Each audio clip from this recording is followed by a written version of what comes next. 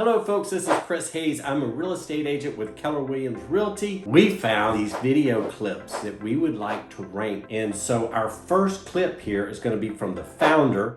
You don't seem to realize what business you're in. You're not in the burger business. You're in the real estate business. You don't build an empire off a 1.4% cut of a 15-cent hamburger. You build it by owning the land upon which that burger is cooked.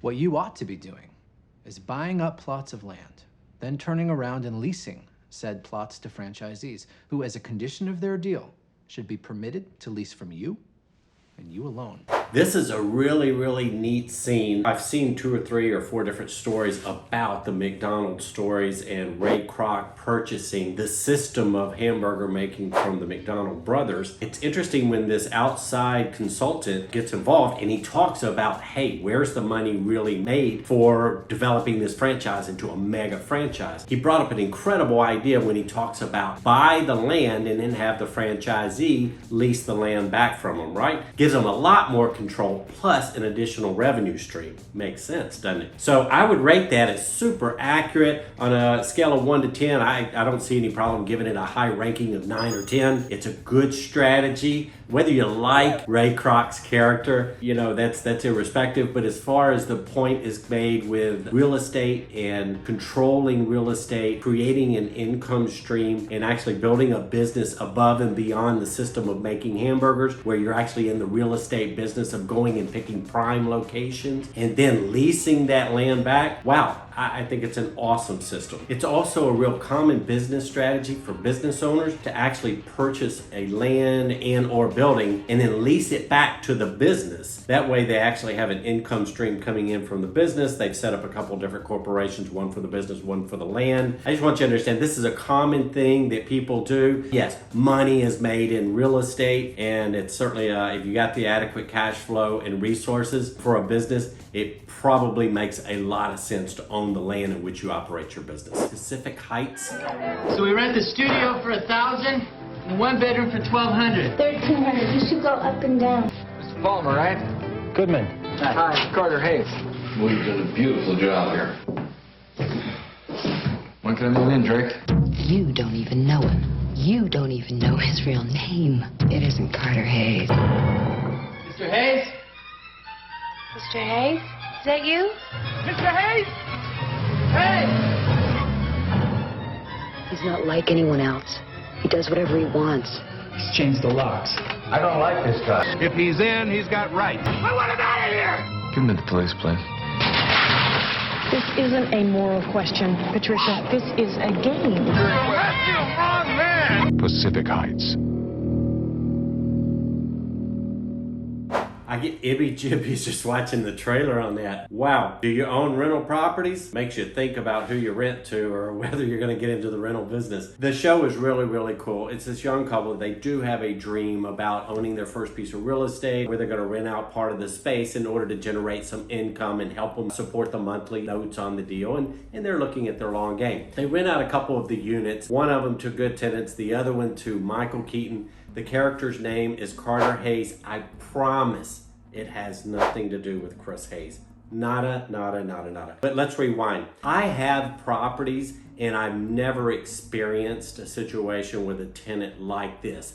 And tenant laws can vary between states, right? This is taking place in California and San Francisco, as a matter of fact. A lot of times, tenant laws tend to be more favorable to the tenant than they are landlords. And you'll find that variation in different states. There's a lot of accuracies to the laws, what happens. However, the story is blown up for Hollywood. Like I say, I've never seen that. I've never heard of that. I've heard of bad tenants and they live in rough conditions, or they may live their lives in rough circumstances and those kinds of things as well. So the accuracy of the show, you know, it's Hollywood. So I don't know if it's going to happen in real life. Probably it has somewhere in the world, but I tend to live my life more by the general rules than exceptions to the rules. In terms of the laws that are tenant favorable, again, that varies state by state. I'll give that about a 7, maybe an 8. Let's call it a 7.5.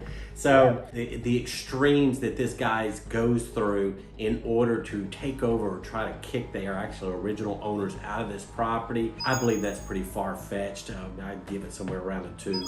And Maybe that's just Hollywood selling ticket. For tenant laws and those kinds of things, the 7.5, and then the Hollywood factor of extremes being a 2. Let's put it somewhere right around 5.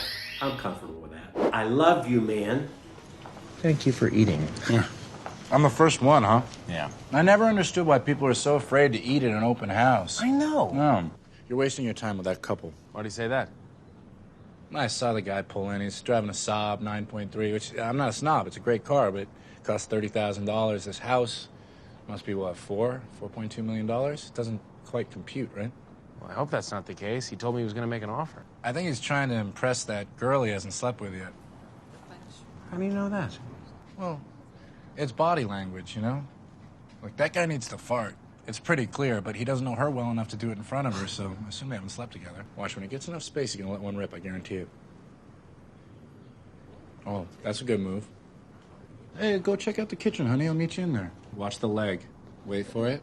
Wait for it. Fart. Boom. That's a fart, motherfucker. Oh, God. That's a f***ing fart. Oh, my God. Look at him, crop dusting across your open house. It's a disgrace. He farted in my open house. He sure did. Oh my goodness, I've never seen that.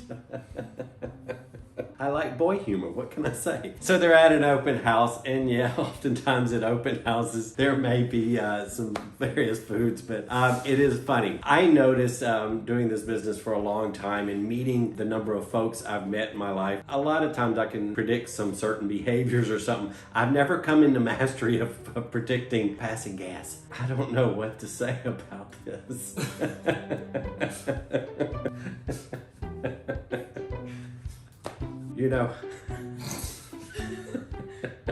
So at open houses, are there food and beverages? Sometimes there is. Different agents have different philosophies about that. The whole idea of having a food and drink around anyway is to try to get a prospective consumer to hang around a little bit. Start looking around and see if they can find themselves living in the property or maybe finding attributes about it that might appeal to them to consider making an offer. Holding an open house, it's not unusual to have some sort of snack or beverage there. That's common. It's open to the public. That's common. You have people that walk through the front door.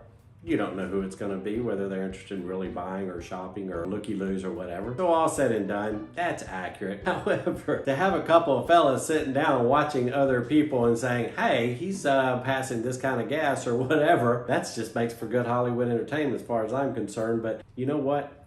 I am big on boy humor. Let's make this bad boy a 10. Glengarry GlenRoss. A, B, C. A, always B, B, C, closing. Always be closing. Always be closing.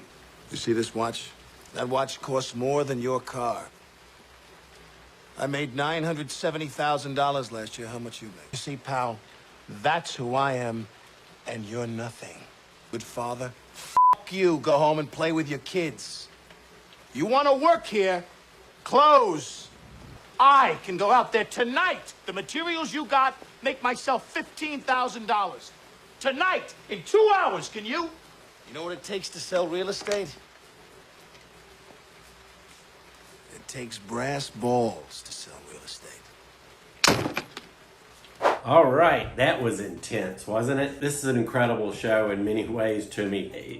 Alec Baldwin is designed to give a speech of, I don't know if it's encouragement is the right word, but he's helping people understand that, hey, you better put a dime in or get out of the booth. You need to work on your skills. So when he says ABC, always be closing. When he says AIDA, attention, interest, decision, action, what he is saying is he's saying, get mad, get serious, find your why to work on the skills you need to work on in order to prospect or lead generate. I did this automatically. Lead generating and prospecting. Every business survives on the fact that they're obtaining new customers or clients or a basis of business that procures from it. Businesses are in business in order to make a profit, to keep the doors open and serve clients and sell product. The speech that he makes is way beyond in terms of disrespectful and unkind and degrading. Really, I can't imagine any of these guys would want to even stick around after hearing that. The interesting thing about sales is that really sales is a lot more about finding a customer, identifying what their problems or their wants are, and then providing a solution to them on how to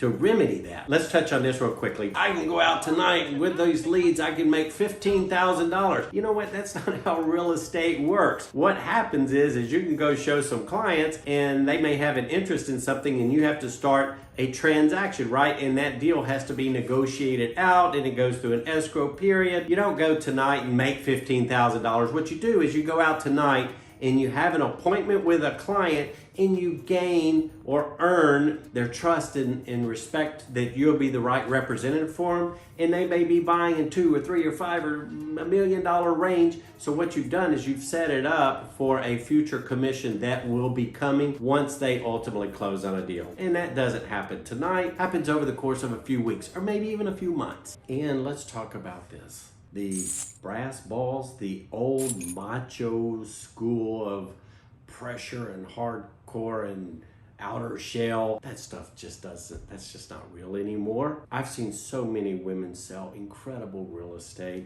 and you know, it's not about pressure, it's about taking care of people and helping them through their decision making to make smart decisions in their home buying or home selling purchases. That's what it's really about. How do I rate it? Everybody operates their lives, in my opinion, with some sort of why. What's important? Well, you know what? This family and don't care about your family, just go sell, sell, sell. Really, you know what? That's not the way I operate my world. It's God, family, and business. And being a person that's all work and no play, that's just not a fulfilled life. I don't believe in to subscribe to that. I do like the speech just because it's old school. It's just not accurate and very degrading. He would end up in jail.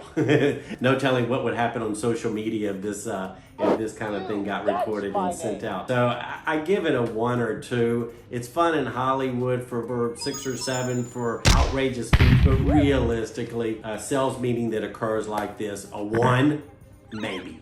Okay, so there you go. The breakup. At first, I figured that the split was just something temporary, something that you two would work out and get past. But after tonight, I think it's pretty clear that you two genuinely do not want to get back together. There's not a shot in hell. Gary, I got you. As your friend and as your realtor, I'm not going to leave here tonight until we decide what to do about this condo, because this living situation is obviously not working out. Well, the only logical thing that I can think of is for her to move out of the condo and then to pay me some sort of a penalty as compensation for the labor that I did all around the condo. What? Pay you compensation for your labor? I did the plumbing. The plumbing. That's realty terms. Let's talk about Cheese and rice, you guys are gonna kill each other. Now let's just, realistically speaking, neither one of you can afford this mortgage on your own, okay? And that's a shame because this building will continue to increase in value. I get nothing but phone calls about it, all right? Waiting for a unit to open up. So as your realtor, the last thing I would suggest is selling. But as your friend, I don't see any other solution. You take your halves, you go your separate ways, and you get on with your lives. I know that selling is not the easiest thing, but I do think that it's the best. And to be honest, this is a situation where I would just as soon not take a commission. It's great. It's great. Thank you for that. I wish I didn't have to, but company policy says I cannot waive that. But I was just, I'm saying in theory, in this situation, because we're friends, I wish I could waive it. I love the little tidbit at the end. This is really interesting. I've represented a lot of clients, unfortunately, that have gone their separate ways or divorcing in a real estate transaction. It's a tricky road to walk there. If it's a non-amicable divorce, you do have a lot of nitpicking back and forth. Both partners have contributed to the property. At the end of the day, they made a joint venture to get together on the front side. They're unable to keep it together for the long haul. On occasion, I have seen where one marital partner will buy out the other one, but really I have found in most of my experiences watching and seeing people go through this, that realistically closing a specific chapter in your life is a good emotional way of moving forward with a new season in your life, right? He brought up a very good point here when Jason Bateman says neither one of you can afford this building on your own, so I'd recommend that you take your halves, you go your separate ways, and you get on with your lives. It's bad enough that you have to go through the reconciliation of your feelings in your life if a marriage doesn't work out, but above and beyond that, to have to take and fix credit. There's a lot of accuracy to what he says. Some of the things that they were arguing about fixing plumbing or painting and those kinds of things, those are a little far-fetched. Systems generally have to be fixed, heating, plumbing, cooling, electric, water, sewer. All that has to be fixed in a typical real estate transaction for it to move forward. Let me touch on real estate commissions, because you're probably asking. Brokers have certain policies that can vary from brokerage to brokerage. Everything in the world in real estate is negotiable. Price, terms, commissions, appraisals, closing costs, inspections, who pays for what inspections, all those things are negotiable items in real estate. I wish I didn't have to, but company policy says I cannot waive that. And for you buyers out there, most of the time, in most circumstances, the sellers pay for the real estate commissions from the proceeds of the sale. And then on the flip side, to you, Mr. Seller, Mrs. Seller, the transaction in commissions wouldn't exist unless a buyer was literally involved in the transaction or negotiated a deal out and took it to close. So who really pays the commissions? Is it built into the sales price? What comes from the seller's proceeds? I don't know. Lots of good theory about that. Been around for a long, long time. He brings up another interesting dynamic in this clip. Where does friendship and business, how do they interact, right? But the realtor doesn't necessarily want to hurt the friend's feelings if they say, hey, you've got to do this to your house in order to make it a great property, or doesn't want to share feedback that might hurt somebody. Sometimes feelings and emotions can get a little bit intertangled in a friendship versus business relationship, right? So how do you manage that? The truth will set you free. Realistically, you as a real estate agent, if you're representing your friend, or you're as a friend are hiring or thinking about hiring your friend who is a realtor, you need to have an open, candid dialogue and get permission from each other to say, can I be honest with you about this? My job here as a real estate agent, like with my friends and stuff, I'll tell them straight up, listen, you may not like what I have to say, but I'm telling you what you need to hear in order to accomplish your real estate objectives, doing it in the timeline you need it to have done, as well as let's talk about the money side of this. Are we going to be able to net the proceeds you need to net out of this to get to next? Having that open dialogue is most critical. Set the feelings aside. We love friendships, but at the end of the day, your job, put your realtor hat on. I'm going to be candid and honest with you on this. Do I have your permission? And when they say yes, you let them know what they need to know. I'm here to serve you and take care of you as my friend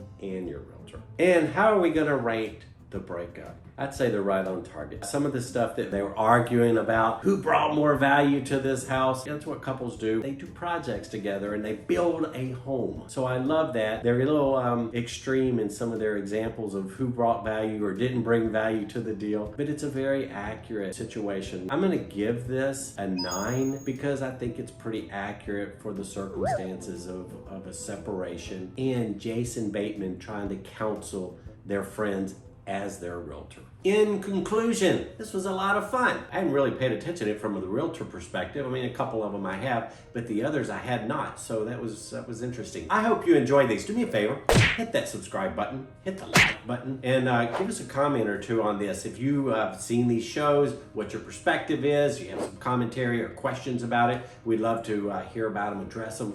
And outside of that, if there's anything we can do for you in the real estate world, reach out to us. That's what we're here for. Until next time, make it a great day. Talk to you soon.